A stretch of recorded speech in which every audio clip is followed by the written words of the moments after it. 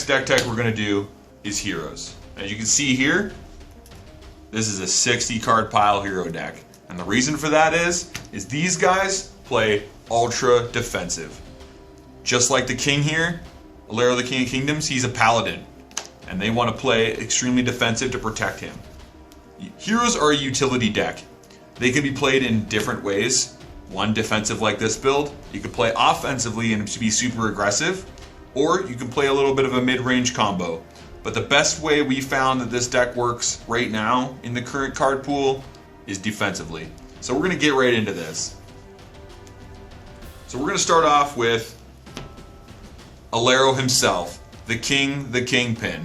Alero, the King of Kingdoms, is not only the only hero warrior available right now in the game for heroes, but is also a very important character as the game goes on. So he has a base health of 70, so much like Quartzar we saw earlier, it's about middle of the road. But what makes him so good is his ability of last man standing. He is a paladin king after all, so that 3-turn cooldown, he is the only warlord in the game that has the ability to heal himself. This is huge for a defensive deck, and it fits right perfectly with this defensive theme. So if Alero kills something, a warrior by battle, he heals based on that warrior's attack power +4. So in best case scenario, if you kill a 5 power guy, you're going to heal 9, which is awesome for this guy. Because we have cards in the deck that have a higher Bloodborne cost in some situations, it doesn't matter because this makes that irrelevant. Being able to heal every 3 turns is awesome with this deck, and it just really benefits that defensive strategy. So next, here we have the magical attack, and this magical attack once again makes Alero super special in this game, is the magical attack really matters on where your opponents play their warriors. With those 5 warrior card zones, this is where it really matters against Alero, because that light honor flare that he does deals 3 damage to one warrior and 2 to the adjacent warriors. So when your opponent tries to flood a field in an aggro build, or they just to cluster their field together a little bit because they feel it's more natural for them to play that way, against Alero you might want to try and focus on spacing your warriors out, because that honor light flare is so big to be able to wipe boards. And then on top of that, his physical attack power, the King Sword, like a king would be in battle, dealing 5 straight damage. So that's what really helps you proc that last man standing, and being able to clear out that 5 power guy to be able to heal for 9. That is huge. And going with that, we're going to continue on with this great defensive strategy. So next, we want to focus on the Veil. So this is the only Veil realm available like the other ones right off to start the game. But this Veil of Aegis, typical Veil of the 3-turn cooldowns, basically you go down by 3 down by 1 every turn until all 3 are gone. Then it flips over to the Mortal Realm. So the Mortal Realm, this card has been somewhat of an enigma. It is an absolutely great card if we can proc it properly. So once again, we want to build into that strategy of keeping a very solid hand, so when this Veil flips, we want to be able to use it and explode for big moves. And how we do that is you can script up to 2 hero warriors from your hand to your side of the field. Then you can target X armament cards in your discard pile, where X is the amount of warriors you brought in, so in best case scenario 2, and be able to equip them ignoring their conditions. And that's what makes it so awesome, is that ignoring of the conditions, because we have some fortified ones in our discard pile that don't have any ability, or we have some armaments in the deck that can only equip to a 4 or less power warrior, or maybe a 2 or less power warrior, and the Mortal Realm lets you get around that by ignoring the conditions. So that is really awesome. Next we have the Ravaged Lands synergy. Now this is a renown in the deck, much like your Guardian, and so we try to make it as a budget build as much as possible. So this won't include the Exalted and the Galleon's Golden Gauntlets, and your deck can really lean on that card, but it doesn't mean you necessarily need it to play the game competitively.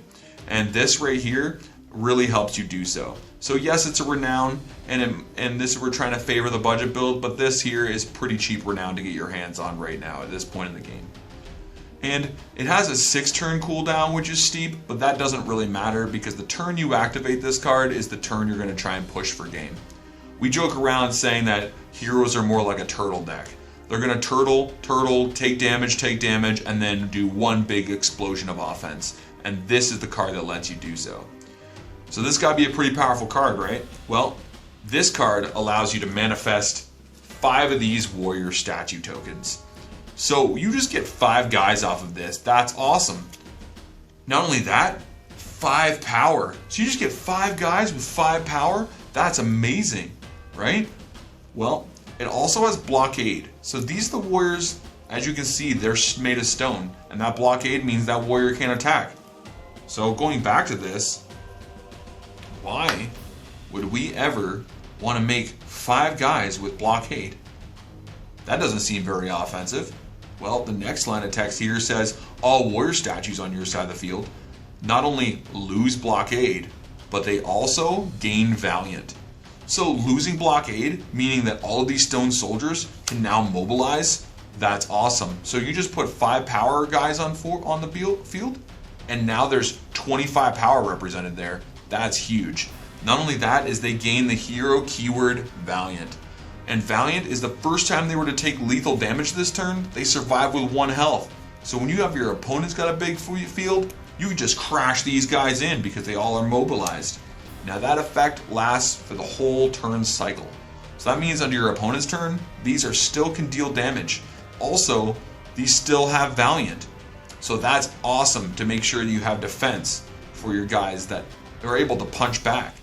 Now, remember though, when you're playing against demons, and these still are mobilized, they can steal your warriors and punch you back with these. So you gotta be really careful with how you move forward with this. Outside of that, like I said, the 6-turn cooldown doesn't really matter because this is the card you activate to push for game. Next, we move on to the Guardian. This is the only Guardian available for the heroes, the Mystic Druid Leader of the Hood. This is an AP of 50 like all the other Guardians, but what makes him so awesome is the fact at the start of the game, after mulligans, he searches you a card. But not just any card, he searches you for a Hood card, which is a very important pieces in this deck that help you really combo out to try and push the turn you activate this. Now right off the start of the game, you just get to add that card to hand. So not only do you have instant advantage, and you can filter through that 60 card pile that we have here, but it gets you the crucial card you need to really start your engine. On top of that, he has the consume effect of when Alero kills something by battle, which you're bound to do with this king being able to do so much damage, and you want to try and proc his heal. It's the fact that his consume effect, you can make sure that all warriors on your side of the field that are equipped with armaments gain +2 attack, and that's a permanent plus, so that's awesome. Now, I just mentioned armaments, so you're trying to wonder, what do you mean by armaments? Well, this whole deck, just like the heroes are, they're based on armaments, and those are equipments. We'll get to those shortly. Next, we're going to run with the warriors in this deck. So the first ones we're going to focus on is the warriors that come in the 2-player starter set, and that is Elijah. He comes at a 3 in the deck, so you don't have to go looking for him. What makes him so good is that not only is he just a 1-power resistance warrior, and that's going to be a crucial part as time goes on, you're going to really focus on all of the resistance cards in this deck, but it's the fact that he has wisdom. And this is a great ability that when you're trying to keep up your defensive strategy, when he enters play, you look at the top 2 cards of your deck, add 1 to hand, 1 to the bottom.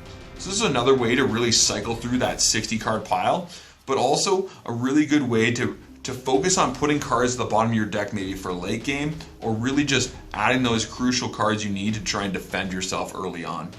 Now, the warriors of this deck are pretty much the meat and potatoes of this deck.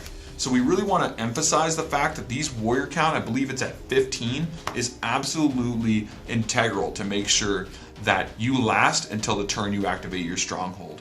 So you're going to see a lot of these warriors, not only from the 2-player starter set, really easy to access, but also all of them are going to have really awesome and unique abilities. Speaking of that, we move on to Smokey. Smokey the Vagabond of the Resistance also comes as a 3 of in the 2-player starter set, so you don't have to go looking for him either.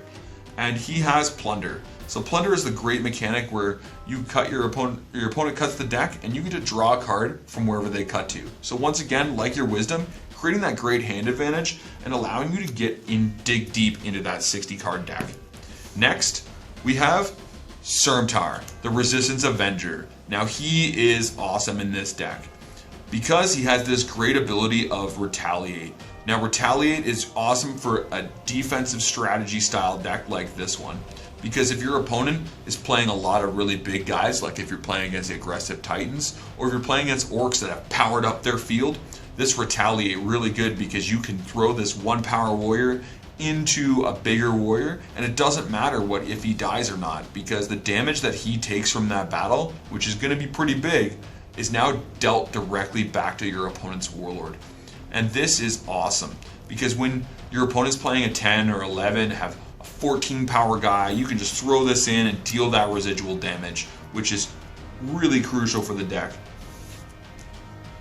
Next, we have Vinlo, Forger of the Resistance, another warrior just like Sermtar and the other ones previous that come in the 2-player starter set, and they also come as a 3-of, so once again, easy to obtain. Vinlo has this great ability that we've covered in some of the other deck techs thus far, and that is Retrieve.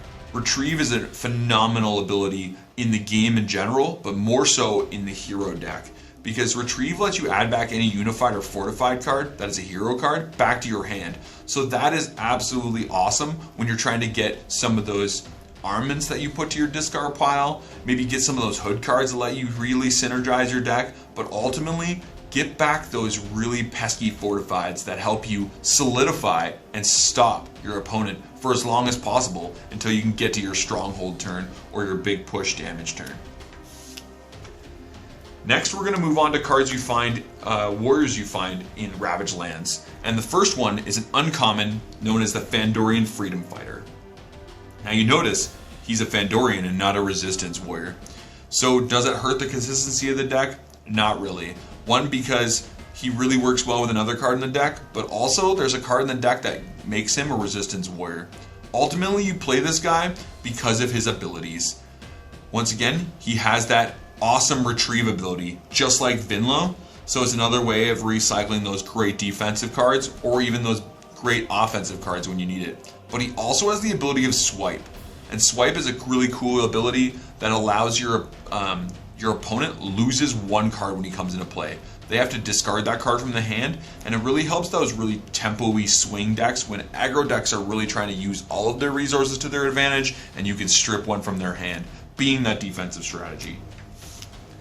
And lastly, for your hero lineup, you have another uncommon from Ravaged Lands, and that is Lord Valor, the Brave Resistance. So you can see he doesn't have any keywords because he's your big boy, your 5 power guy that's going to put in big damage the turn that you don't necessarily have these, or if your opponent has already gone through your Stone Soldiers, you have that 5 power to really back up the deck. He's really good when you put all the armaments or equipments on this guy to be able to push for some bigger damage. Speaking of those armaments, we're going to move on to those next. So, just like the warriors in this deck, the armaments are quite big, and there's 15 in this deck as well.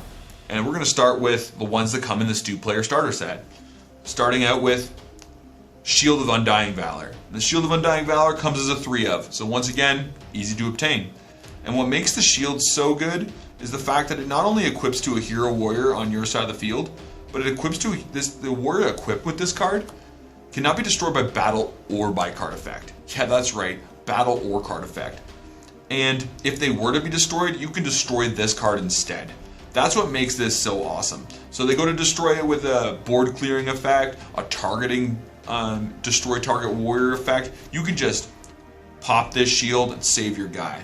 The best part about these armaments is the fact that it's a unified card, and they can be played at any point during your turn. So these are really sneaky battle tricks that heroes have. It's the fact that that Lord Valor that's trying to push in for some big damage, or one of your little guys like your Sermtar, maybe you don't want him to die, but you want to throw him into a really big guy to take that retaliate damage. You can do that and feel confident the fact that your warrior's not going to die because you can sneak a Shield of Undying Valor into play from your hand, equip it to the Sermtar. Sermtar would normally die, shield breaks instead. And that's what's awesome. Now you might think that's crazy powerful, but you can only equip 1 Shield of Undying Valor on your side of the field. So why play it at 3?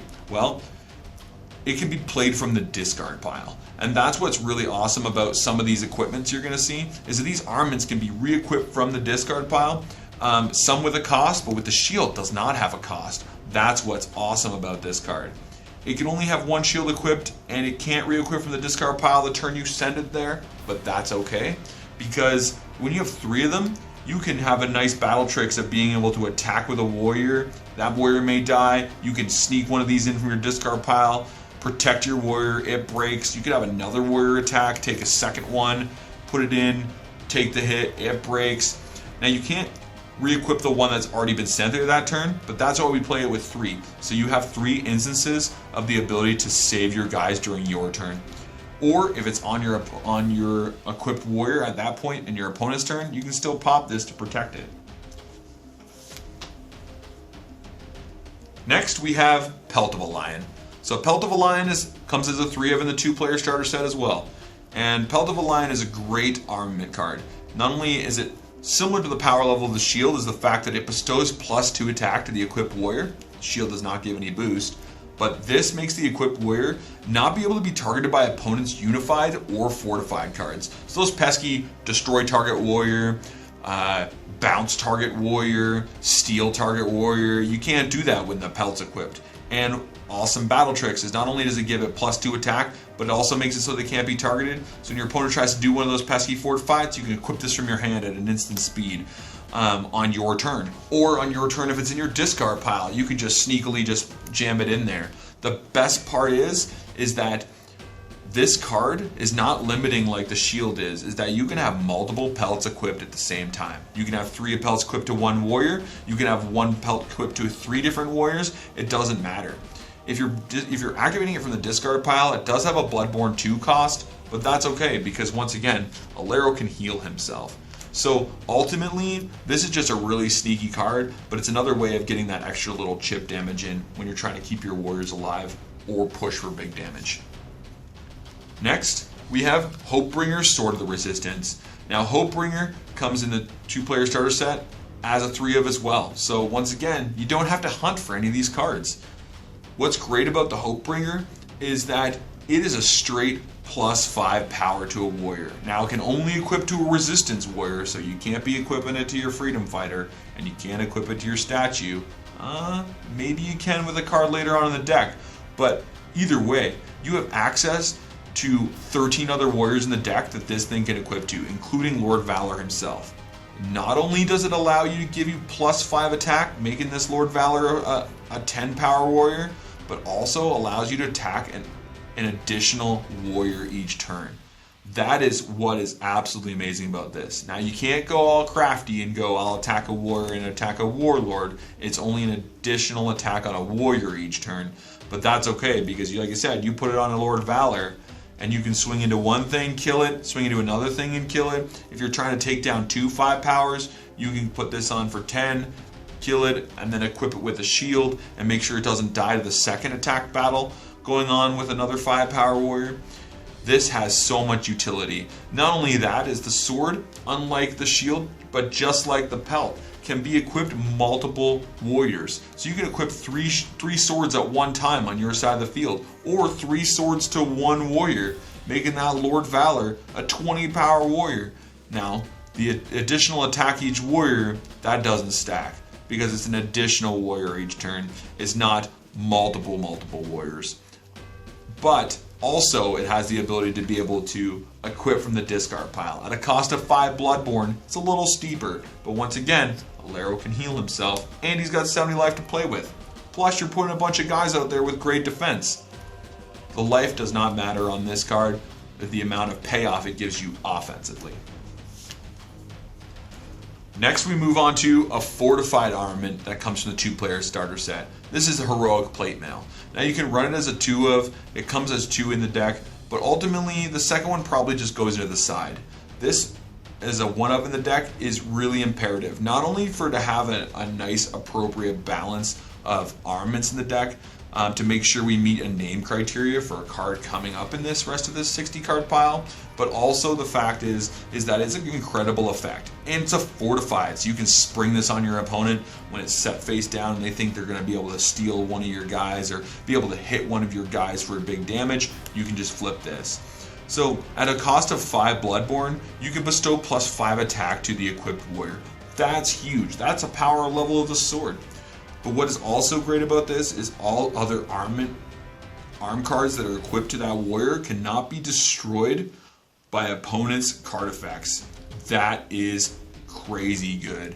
This has the ability to protect all of your other armaments from your opponent's destructions, which is awesome. When you throw a big sword on a guy or a shield that they want to try and get rid of so they can destroy your guy easier, you just flip a plate mail, and now they have to break the plate mail before they can break anything else. And if they only have one destruction card, this saves you. This is absolutely awesome. Now you can only control one equipped heroic plate mail, but that doesn't matter. You only run it as a one of in the deck anyways. Next, we move on to cards coming from Ravaged Lands. So this here is the Glinting Lance of Xeon. As you see here, it is a rare, so it's a little harder to get, but if you get one booster box, you're bound to get at least one of these, if not a second. And then you go and try and trade for your third, or test your luck and get another booster box. But either way, the fact that the Glinting Lance of Xeon is a fortified card, that is a great ability. It has the ability to equip to any warrior on your side of the field with 4 or less power. So yeah, you can't equip it to Lord Valor, but that's okay. Because this card here gives you +4 attack to the equipped warrior, and you can only have one controlled face-up Glinting Lance of Xeon. But the best part about this card is the fact that when it leaves the field, it destroys any card on the field. Yeah, when it leaves the field. So if it's destroyed by card effect, it blows something up. If it's returned to your hand, it blows something up. If your warrior that it's equipped to gets eradicated, bounced, sent to the discard pile, it doesn't matter. This card left the field and it's going to blow something up. This is a hero's way of removing some pesky cards on the field that they wouldn't normally be able to get over. And yes, it's a fortified, so you can sneak and put this face down and sneak it out against your opponent, right? And that is an amazing ability. Not only that, is if it's set face down and your opponent tries to destroy it, fortified card on your side of the field, guess what? It left the field, so it gets to trigger and destroys a card in return. So in those aggro decks that try and clear out your fortified cards, this would be a sneaky way of blowing up some cards on their side of the field. Next, we have another rare from Ravaged Lands. Once again, just like the Glinting Lance of Xeon, you're bound to probably get one of these in your booster box, and you only need to really play it at one. Now you can put the other ones in your sideboard because this card's pretty good, and in some matchups you might want to run more than one. But the Fandorian Flail of Castle Thornhaven is another armament that clips to only a hero warrior on your side of the field. But hey, look at that Fandorian name come up before. Oh yeah, it was on your Fandorian Freedom Fighter. So that's got to play some synergy, right? This can equip to any hero warrior, so it doesn't have to be a Fandorian. The best part is that it equips, gives it +1 attack, so not that great, but it gives it retaliate. That great mechanic that's found on your Sermtar, that ability of being able to deal damage back whatever that warrior takes damage from. So that's pretty awesome when you go and throw one of your guys in and it's going to take that big damage, their warlord takes it as well. So that's awesome to help push for those late game damage dealing abilities. Not only that is, if you have it equipped to a Fandorian hero warrior, like you play one in the deck, it gives it +4 attack and retaliate. So that 4 power now becomes a 5, and it might just be able to push over for some damage, but also deal damage off retaliate, so you can clear a guy and deal some extra damage. This is a pretty awesome card. Now it does have the 5 Bloodborne cost, but once again, we'll go back to Alero's ability to heal. And really, you're not taking any more damage from your opponent, so you really have 70 life to play around with. Lastly, we're going to do one more armament in the deck, and that is the Tall Shield from Ancient Stormheld. Now this card is also a rare in Ravaged Lands, and it's a unified card, but what makes this card so good is the fact that it gives bestow +8 power to something. So, wow, why don't we play more copies of this? Well, you can only have one equipped to a warrior. Well, that didn't stop us with the lance, but the fact is that it gives the warrior blockade as well. Just like that pesky keyword here found on your stone warrior statues, it's the fact that the warrior equipped with this card cannot declare an attack. So why on earth would you play this? Well, it gives you a great, finishes out your rounded out great version of all of your armaments, but also is the fact that you can equip this to any hero warrior, including your statue.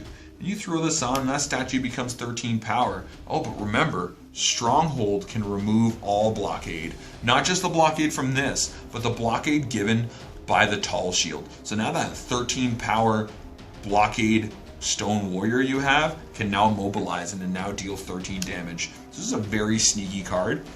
Not only that, is it can re-equip from the discard pile with no cost. So the turn you activate this and you make 5 of these guys, this can sneak in, equip, and make one of these warriors hit for big damage. Now we're going to move on to the unified cards that are found in this deck that are not Armaments.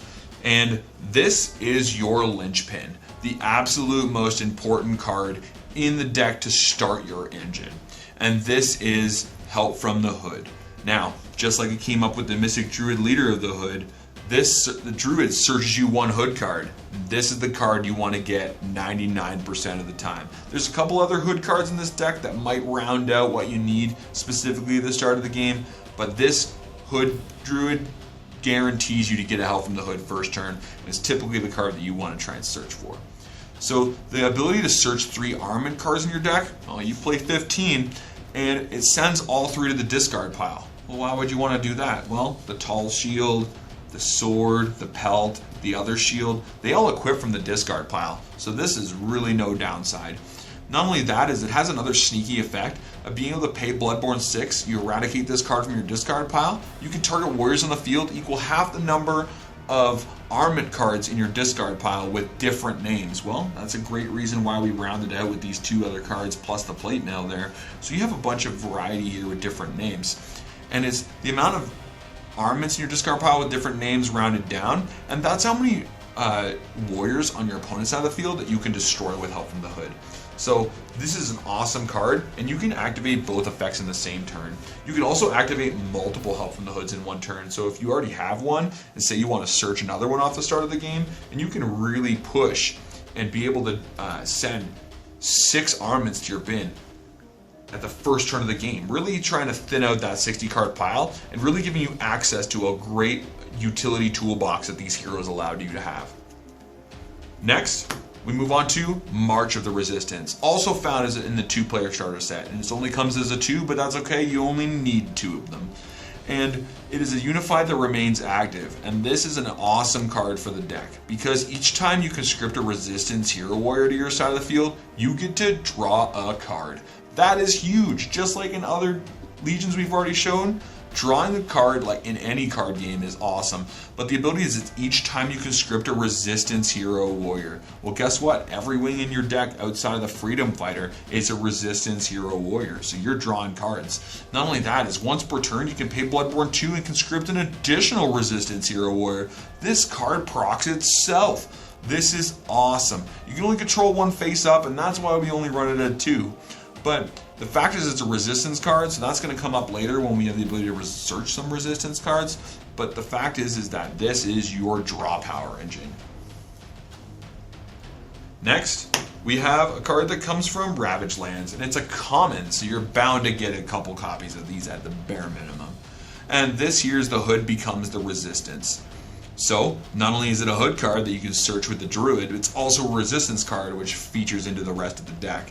And this is a unified card that remains active. You can have multiple it on the field, but as long as this card remains face up on the field, all hero warriors, like your Fandorian that's not a resistance already, and warrior statue tokens, all become resistance hero warriors. That's awesome. So now your sword that only equips to a hero resistance warrior can now equip to your statue, can now equip to your freedom fighter, and this really pairs well with the next card we're going to show you. Once per turn, if a hero warrior is conscripted to your side of the field by a card effect, you can target that hero warrior and 1 armament card in your discard pile. You have 15 of them and you sent them there with Help from the Hood. You can equip that armament card to the targeted warrior, ignoring the conditions. So just like that Mortal Realm, being able to ignore conditions, so when the lands can only equip to a 4 or less power warrior and you want to throw it on Valor, you can do that. Only if it's conscripted by a card effect. Well, your March lets you conscript an additional resistance warrior. See how these are all kind of comboing out together? That's awesome. Next, we have Power Bond of the Resistance. Now this is that other combo piece I was referring to with the Hood become the Resistance. The Power Bond comes as a 2 of in the 2-player starter set, and you only really need 2. If you want to go crazy, you can play 3, but you don't need to with the consistency of this deck. The Power Bond of the Resistance, you activate it only if all warriors on your side of the field are resistance warriors. So that's why you need this card real bad. And it's a Hood card, so you can search it. And the best part is it bestows plus X attack to all hero warriors in your side of the field at the end of turn, where X is the hero warriors you currently have in play. That is awesome. So this is your big finisher. Now, if you don't see the combo yet, you have Stronghold, makes 5 of these guys, and they don't have blockade and they have Valiant, so they can all attack. So you got 25 power on board. Then you have Hood become the resistance, which makes them all resistance warriors. So now you can power bond, and they all get plus 5 attack because there's 5 warriors in play. And if you resolve 2 of these, they all get plus 10. So now you have 5 15 power guys. You see the damage you can put out. That doesn't even count any of the armaments that you can equip to these guys. That's how you go from being a turtle deck into some big explosion plays. Next, we run 3 copies of a common from Ravaged Lands. So, Aided by the Squire is an awesome unified card that really lets you play out of the tank. This is something that really helps you restabilize against those aggro matches, but ultimately this is a great card for going second. Because as a hero player, you really want to go first to set up those defenses and set up those really pesky Fortifieds that your opponents are going to have to fight through. But if they know your strategy, they're going to try and make you go second. And this is a great going second card, because when you're against the Orcs, against the Titans, the other decks that like to go aggro and go really fast, against the Undead that spam this massive wall of bodies, you have played Aided by the Squire. You activate this card if your opponent controls more warriors than you do. Well, conveniently, like I said, you're against those aggro decks, they're going to have that more oftentimes than not. And you search your deck for 1 hero warrior with the attack of 2 or less. Well, that's almost everything except for Valor. So that lets you search for 12 warriors in the deck. That's awesome. And it lets you conscript it to your side of the field. So all those great interplay abilities that you get off of this card, that's crazy as in itself, but also you can jam your Retaliate guy into play off of this card, so you can throw it into one of those big guys they may already have on the field. But also, this is conscripting a warrior by a card effect, so that works really well with your Hood become the resistance. If a hero warrior is conscripted by a card effect, you can now target an armament and equip it to that guy. So this is a 1 card, being able to bring a guy into play, get an awesome interplay ability. If this is already in play because you're trying to combo out, this now allows fuels into this, allowing you to equip an equipment, and it just lets the hero engine go. Not only that, is it conscripts a warrior. So if you conscript one of your great resistance warriors that already have an interplay ability, you conscript it, and your march lets you draw another card.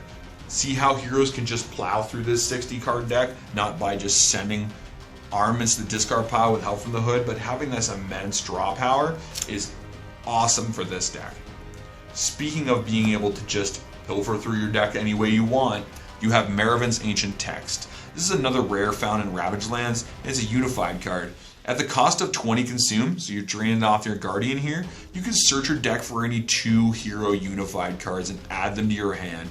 That is crazy. In any other card game that is let you search for any 2 unified cards, this is going to really make or break the deck. Seeing this in your opening hand, whether you're going first or going second, this is an absolute must play, and it's a must activate, because you can search for any unified. You're trying to look for your power bond to try and push for that late game damage. You trying to get your Hood becomes a resistance. Well, guess what? You can grab both. Or you can grab that March of the Resistance to really try and help fuel your draw power. Or you can grab that other 2 copies of Help from the Hood after you got the Druid to search you 1, and you can just bury 9 unified armaments, or even your fortified armaments. This can also search for any of your unified armaments. This is absolutely incredible. Then we move on to your Fortifieds. And we'll start with the Fortifieds that come in the 2-player starter set, and that is Decree of the Resistance. So you might look at this card and on face value and be like, well, why do you want to play this at 3 when you can have some other cards that stop your opponent from doing things? But this really synergizes in the deck. And like I was mentioning earlier, with your resistance of cards, this is where it comes into play. So you have the cost of 4 Bloodborne, you draw 1 card, then discard 1 card. That's a theme in the deck. You're really getting through this 60 card pile. But you can conscript up to 2 hero warriors from your hand to your side of the field during your opponent's turn. That's crazy. When you have the ability to sneak in 2 retaliate guys and now they have to attack into those and take damage, which they might not be able to afford to do. Or you can put in one of your guys that have these great interplay abilities and proc their effects. But also is the fact that March the Resistance says each time you conscript a resistance hero warrior. So this, despite it being just a unified, that's an each time ability. So even when you put them into play on your opponent's turn, you still get to draw cards. So this not only draws you a card, discards a card, but then when you put in 2 warriors, you draw 2 more cards off of March. This is insane. And it just puts more defense in the way, so this king just never falls. And if this card is in your discard pile, except the turn it was sent there, you can eradicate this card and search your deck for any resistance unified card. That is awesome. That searches for your Hood becomes a resistance, your Power Bond the resistance, your March the resistance, even your sword. This is incredible because it helps synergize with the deck and really brings it all together. Next, we're going to move on to a Fortified card that comes from Ravaged Lands. And if you notice, this is a Bounty Realm card. This is not a hero card at all, but this is a really important common that comes in Ravaged Lands, and it's one of the most sought after commons. Magic Shifting Sands at the cost of 3 life can negate any conscription of a warrior with 3 power or less and destroys that warrior. So any of those hero decks that you're playing against that has those pesky interplay abilities, you can shut that down. Any dwarf card that comes in to try and proc that into the Blast Forge, you can shut that down. Any Titan player that really tries to abuse their Phoebe, you can shut that down. This is a really awesome card to be able to hit anything that is low power that has one of those great interplay abilities. Next, we're going to talk about a card that's very important to the deck, and it's going to bring us all the way back around full circle back to our warrior statues, and that is Wall of Grand Resistance. Wall of Grand Resistance is not only a great fortified, it's a common, so you're going to get a bunch of these. And what makes this so good is the fact that it manifests 3 hero warrior statue tokens to your side of the field on your opponent's turn. So when your opponent finally clears through your guys, gets through all those pesky armaments, really tries to get through to you, and then you just boom, wall up again. And it doesn't stop there. You then draw a card for each warrior statue on your side of the field. That's crazy. So you can flip this, make 3, and just draw 3 cards in your opponent's turn. Draw 3. This is an awesome card. And it's for each warrior statue on your side of the field. So maybe they've already got through 3 of these guys after you've already used your stronghold, and then you flip this, make 3 more dudes, and it just all 5 of them are filling the field, and now you draw 1 card for each warrior statue on your side of the field. So this just becomes a draw 5 on your opponent's turn. See where this can get a little out of hand. Also in a 60 card deck, it doesn't matter. You're blowing through it like it's 50.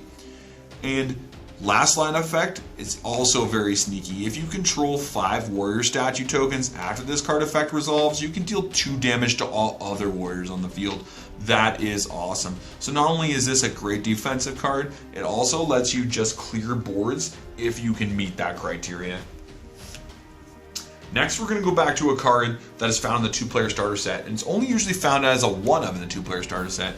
And much like the dwarves, you want to try and add a little bit of extra negation in the deck. So you're going to add 1 more of these deflects, because ultimately you are a defensive hero deck. And so you want to add in a couple more negations. So at the cost of discarding a card, doesn't really matter when you just drew 3, you can discard any unified or destroy any unified card on the field. You activate this, negate it, and destroy that unified card. That power play that they're really trying to push through, the deflect really just helps you stop that. So you're trying to wonder, is a control deck and a slower tempo build deck that's heavily defensive, why wouldn't you max this card out? Well, heroes have a kingpin that we're going to get to right now. And this is the reason why you don't want to play 3 deflect, because you have access to anti-magic resistance force. This card is an absolute powerhouse. This, I would have to say, is the best fortified card in the game right now. And heroes are the only ones that have access to it. It is a rare found in Ravaged Lands, and this is a card that's going to be really hard to get because all hero players want to play this at 3. And as a result, this card will not only make or break games, this helps heroes have that staying power to get to the turn of your stronghold. It is a resistance card, so it really synergizes with the rest of the deck. But at the cost of 10 Bloodborne and 10 Consume, both off your Warlord and off your Guardian, that's okay because, like we said, Alero can heal, and he's really not going to take any damage with all this defense that you have. And you have to have the Druid to play this card. That's why he appears in the card artwork. But you negate the activation of a target player's unified card and destroy it. So you're probably thinking, well, Deflect does the same thing. What makes this so good? Well, Deflect says it negates the unified card on the field. Anti-Magic Resistance Force, negate the activation of a target player's unified card and destroy it. Doesn't have to be on the field. If they activate a unified card in their discard pile, like when you're against heroes and they want to equip one of those guys, or you're against Titans and they try to activate an eradication unified card effect, this shuts it down. Anything that activates when it's discarded, this shuts it down. Anything that activates an undead that sends from the top of the deck to the discard pile to trigger an effect, this shuts it down.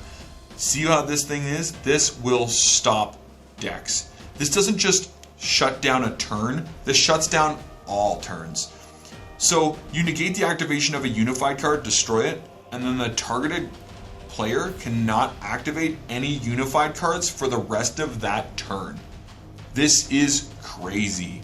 When you flip this card, yes, it's a steep cost, but it's irrelevant in the fact that against an aggro deck, you flip this card against them, you shut down not only their power play they're going to do, but every other play they're going to make the rest of that turn with unified cards. What are they going to do? Conscript a warrior, set some Fortifieds, and pass the turn. This shuts off decks for a whole turn. And this is the only card that in the game that has this ability right now, and it's only in Heroes. This is a kingpin. And this is what makes the deck absolutely competitive. This is the card you want to see in your opening hand. Anti-Magic Resistance Force. You got to mark it down. This is a card you need. Other than that, that is our 60 card hero deck profile. All focusing around Alero, the King of Kingdoms. An integral part of the game, an integral character in the storyline. Make sure you check out for him because this deck is bound to be competitive not only right now, but as future sets come along. Thank you for watching the Hero Deck Tech. We'll see you on the next one.